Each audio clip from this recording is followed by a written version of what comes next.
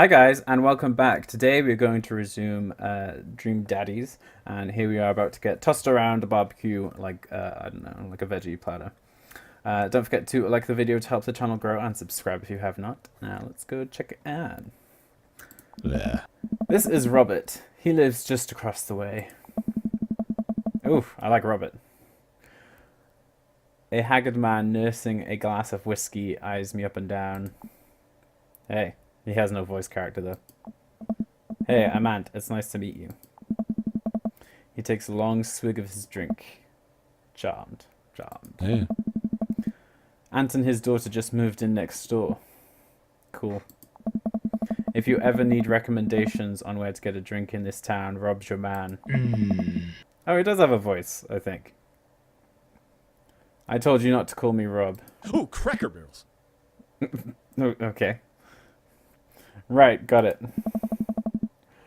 Robert ambles away without saying goodbye. Yeah. What a bitch. He's not really a people person. Whoa, I think I've actually met everybody else. Oh. Great, I bet you're excited to get to know everyone better. Hope you both enjoy yourselves.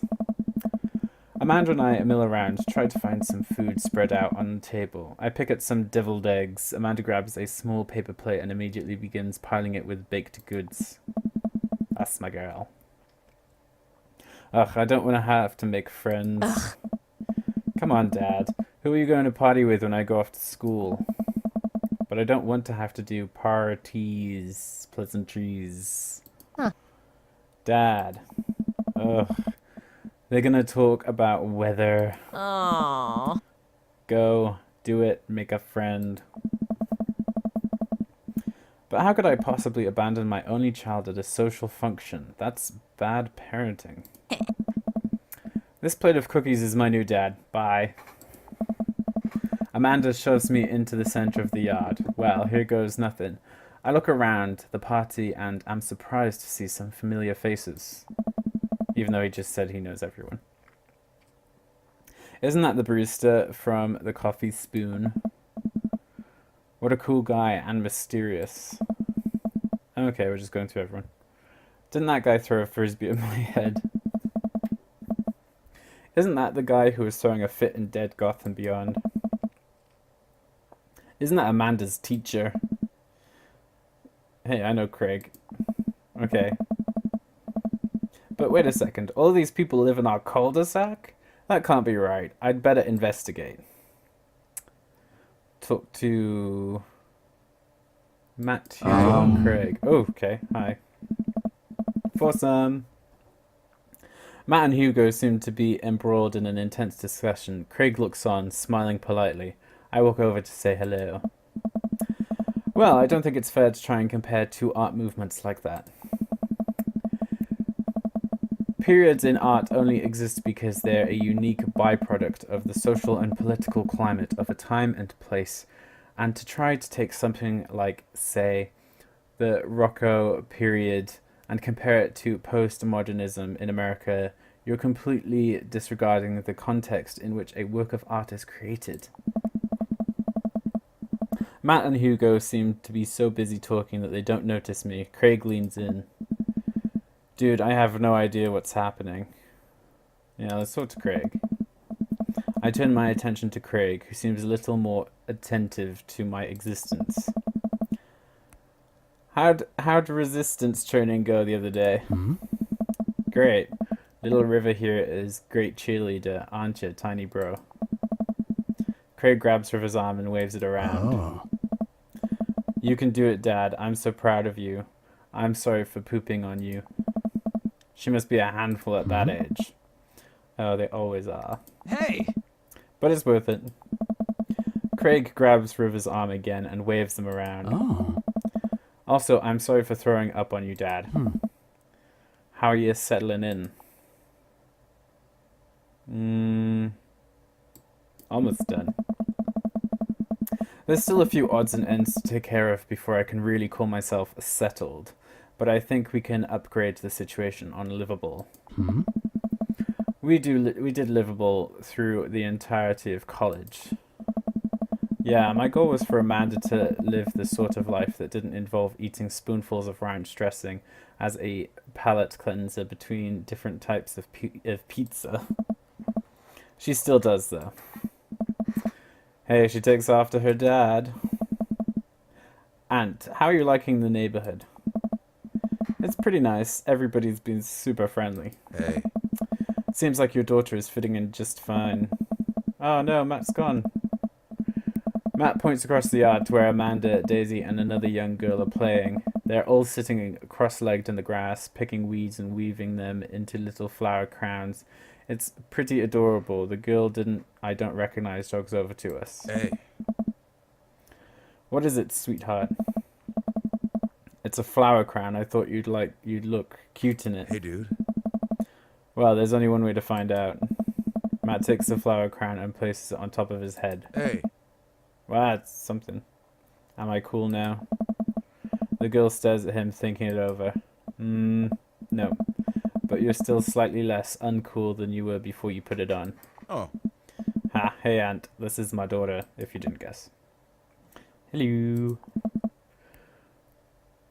I'm Carmencita. Sita? Carmencita? I don't know. Amanda comes over with Daisy in tow. Dad, look, I'm making friends. Are you making friends? You better be making friends. Yeah, actually, Amanda, you remind the cool barista from the coffee shop.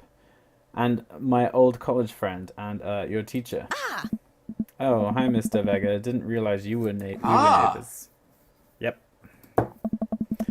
You still gonna get me that overdue term paper? Dad. Whoa, he's not your dad. Or is he? Haha, great seeing you. Amanda finger guns her way out of the conversation like a champ. She learned the finger guns move from me. I'm very proud. She's definitely a charmer. Speaking of which, where did my son go? Whoa! Hugo looks around the party. He must finally spot him, because his eyes go wide. Sweet Manchego! That voice has got a bit of an echo. Ernest Hemingway? Vega, are you smoking? Oh. Ernest is holding a lit cigarette. Nope. I see Ernest across the way. He casually takes a long drag of his cigarette and then flicks it into a gutter. Unbelievable. Excuse me. Hugo marches over to Ernest, and I turn my attention to Matt and Craig. Kids, right? Oh. Man, I do not envy Hugo. The last barbecue we had, Ernest tried to shove a sparkler down Joseph's pants, nearly burned down half the yard. And the barbecue we had before that, he actually burnt down half the yard. And then it spread onto my lawn and burned down half of my yard too. Yeah, he's a stoner. Hugo walks back over to us, practically dragging Ernest behind him. Hey everybody, sorry about that. And this is my son Ernest. Hello. Ernest looks away, sulking, his hands shoved deep in his pockets. ... Hugo nudges him impatiently. ... Hey. Nice to meet you, Ernest. What grade are you in? Does it matter? He's right. Ernest. Okay, I'm in 8th grade. God, are you happy now? I'm sure you're just dying to know. Yeah, good for you. Oh. Can I go now? I'm tired of talking to old dudes who blame my generation for the failing economy. Ouch. Ernest. Oh yeah, because I am totally embarrassing you. Ernest puts earbuds in and storms off to stand in the corner. Well, that was certainly something. He seems nice. Hugo puts his head in his hands and sighs. I'm so sorry. He's having a really rough time.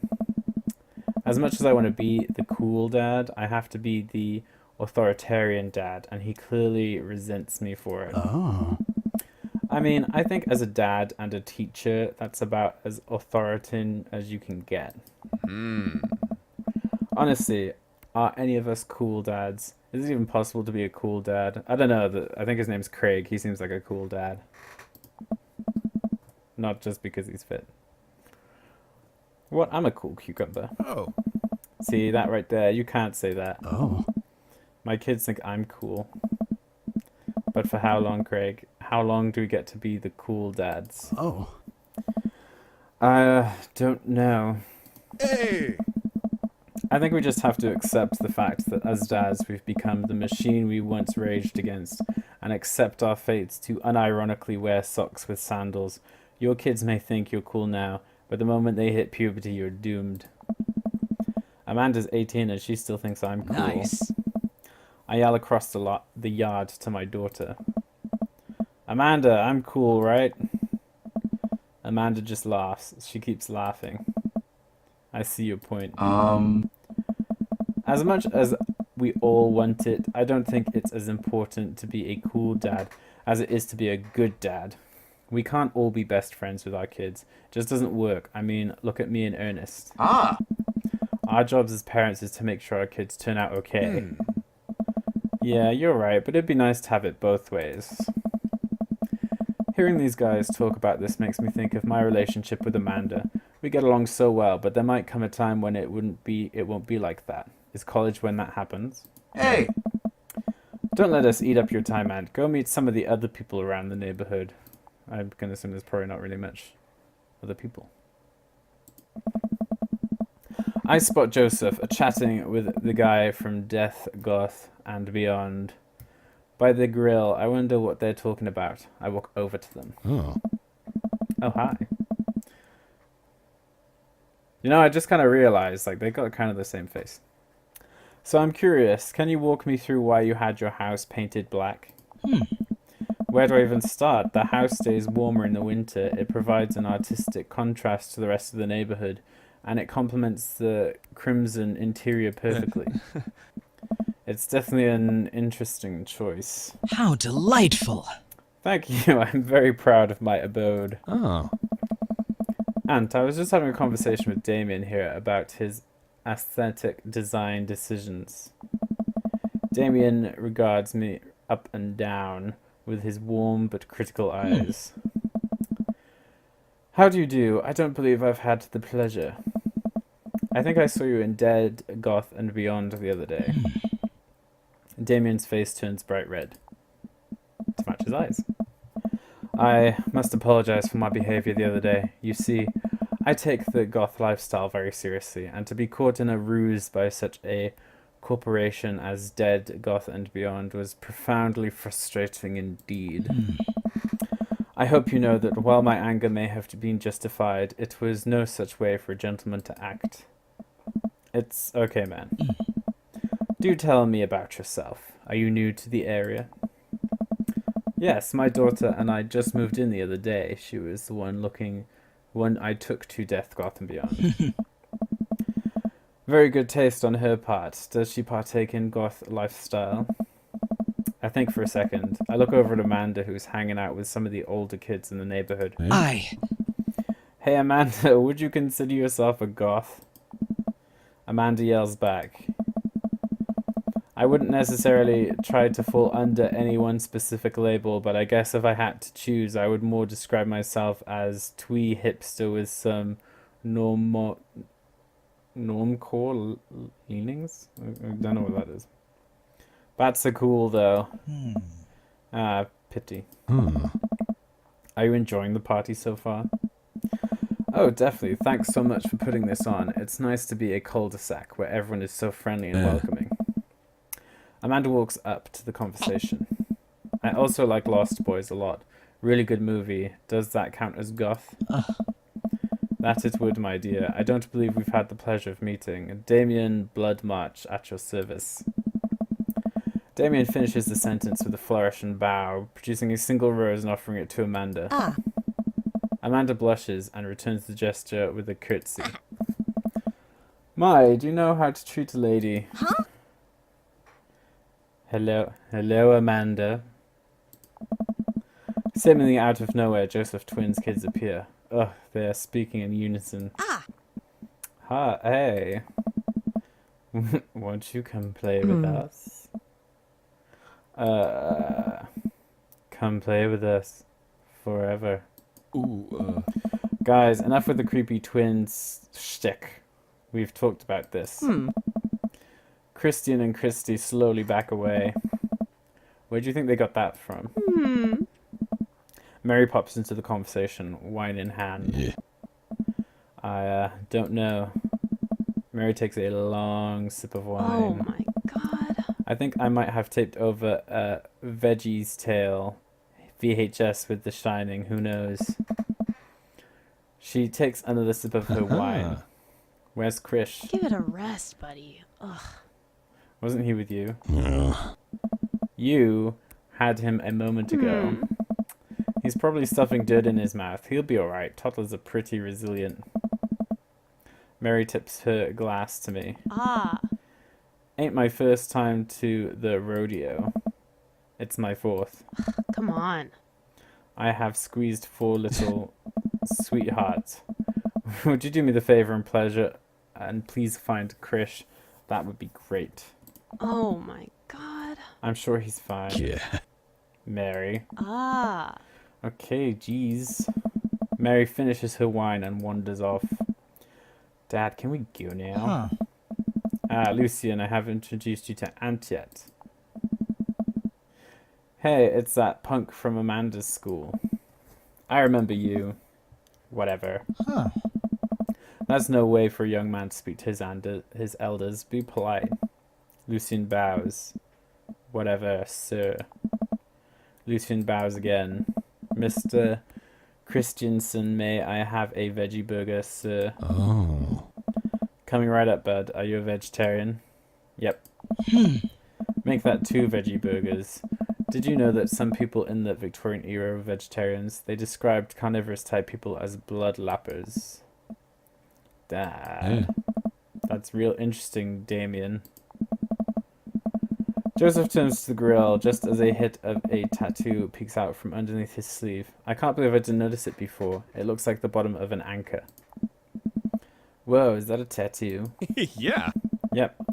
I was always a youth pastor, you know.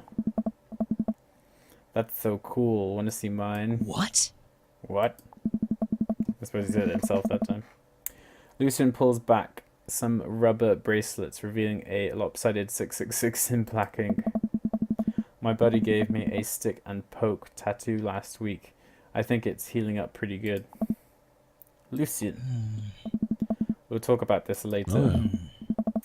That's pretty cool. What's the significance of the tattoo? I don't know. I just thought it looked sick. Well, in my opinion, the only reason you need to get a tattoo is because you want one. Careful though, that number carries weight.